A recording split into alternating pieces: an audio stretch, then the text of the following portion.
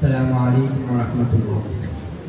الحمد لله رب العالمين، نحمده ونستعينه ونستغفره ونؤمن به ونتوكل عليه ونعوذ بالله من شرور أنفسنا ومن سيئات أعمالنا، من يهده الله فلا مضل له ومن يضلل فلا هادي له.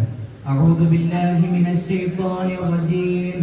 بسم الله الرحمن الرحيم. إنا نحن نزلنا الذكر وإنا له لحافظون. صدق الله العظيم.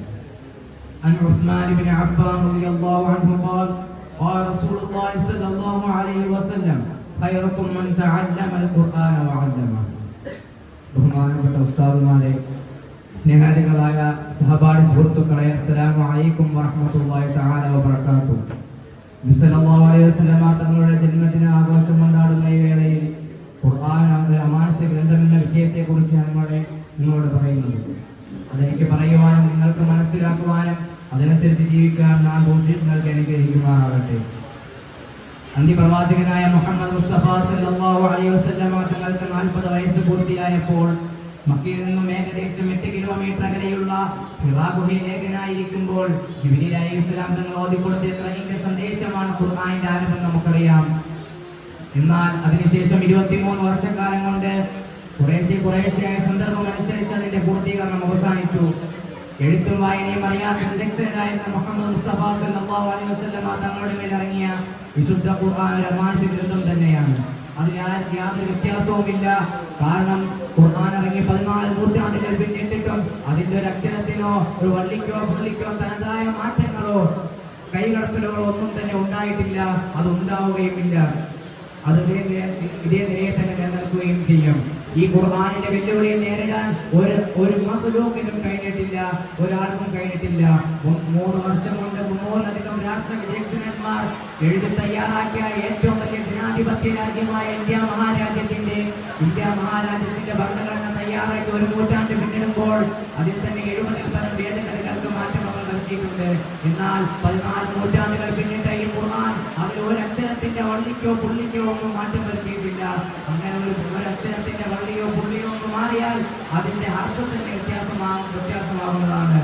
ഇങ്ങനെ അർത്ഥം വ്യത്യാസമാകാത്ത നിലയിൽ അല്ലാഹു ഏതൊരു നിലയിലാണോ അതിനെ അവതരിപ്പിച്ചത് അതേ നിലയിൽ ഖുർആൻ ഇന്നും നിലനിൽക്കുന്നു, ഇനിയും നിലനിൽക്കും. ഖിയാമത്ത് നാൾ വരെ അത് നിലനിൽക്കുകയും തന്നെ ചെയ്യും. കാരണം ഇതിന്റെ സംരക്ഷണ ചുമതല ഏറ്റെടുത്തിരിക്കുന്നത് അല്ലാഹു തആലയാണ്. അല്ലാഹു തആല ഖുർആനിൽ കൂടെ പറയുകയാണ്, ഇന്നാ നഹ്നു നസ്സൽനാ ദിക്റ വ ഇന്നാ ലഹു ലഹാഫിളൂൻ. ഈ ഖുർആൻ ഇറക്കിയ നാം തന്നെയാണ്. ഈ ഖുർആനെ സംരക്ഷണ ചുമതലയും അതിനായി എനിക്ക് തന്നെയാണെന്ന് അല്ലാഹു തആല ഖുർആനിൽ കൂടെ പറയുകയാണ്. അങ്ങനെ അല്ലാഹു തആല ഏറ്റെടുത്തിരിക്കുന്ന ഈ സംരക്ഷണം അതിനെ ആർക്കും അതിന്റെ മാറ്റത്തിൽ കൈകടത്തലുകളോ ഒന്നും തന്നെ വരുത്താൻ സാധിക്കുന്നതല്ല. നബി സല്ലല്ലാഹു അലൈഹി വസല്ലം തങ്ങൾ മറ്റു നബിമാരെക്കാൾ ഏറ്റവും വലിയ മുഅ്ജിസുള്ള നബിയാണ് മുഹമ്മദ് സല്ലല്ലാഹു അലൈഹി വസല്ലം തങ്ങൾ. എന്നാൽ ആ നബിമാരിൽ ഏറ്റവും വലിയ മുഅ്ജിസത്ത് എന്ന് പറയുന്നത് അത് വിശുദ്ധ ഖുർആനാണ്. ആ വിശുദ്ധ ഖുർആനാണ്. അതിന്റെ ഏറ്റവും വലിയ മഹാത്മ്യം തന്നെ ഇതിനാണ്. ഇതിന്റെ കോടിക്കണക്കിന് പ്രതികൾ ഇന്നും പല രാജ്യങ്ങളിലായിട്ടുണ്ട്. ഇത് വ്യത്യസ്തമാക്കിയ 10,000-കണക്കിന് ഹാഫിളുകളുമുണ്ട്. അതുകൊണ്ട് ഈ ഖുർആനെ ആർക്കും നശിപ്പിക്കുവാനോ ഇല്ലാതാക്കുവാനോ ഒന്നും കഴിയുകയില്ല. ലോകത്തിലെ മറ്റു വേദഗ്രന്ഥങ്ങളെക്കാൾ ഏറ്റവും വലിയ സാമൂഹ്യ വിപ്ലവം നടത്തിയ ഒരു ഗ്രന്ഥം അത് വിശുദ്ധ ഖുർആൻ മാത്രമാണ്.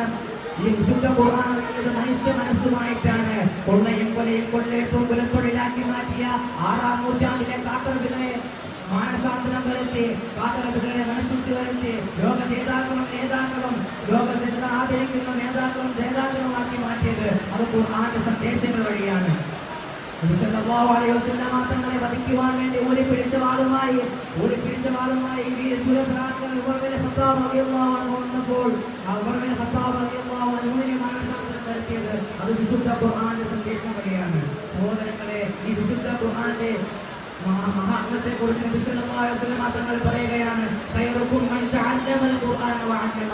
നിങ്ങളിൽ ഏറ്റവും ഉത്തമർ അത് ഖുർആൻ പഠിക്കുകയും അത് പഠിപ്പിക്കുകയും ചെയ്യുന്നവരാണ്.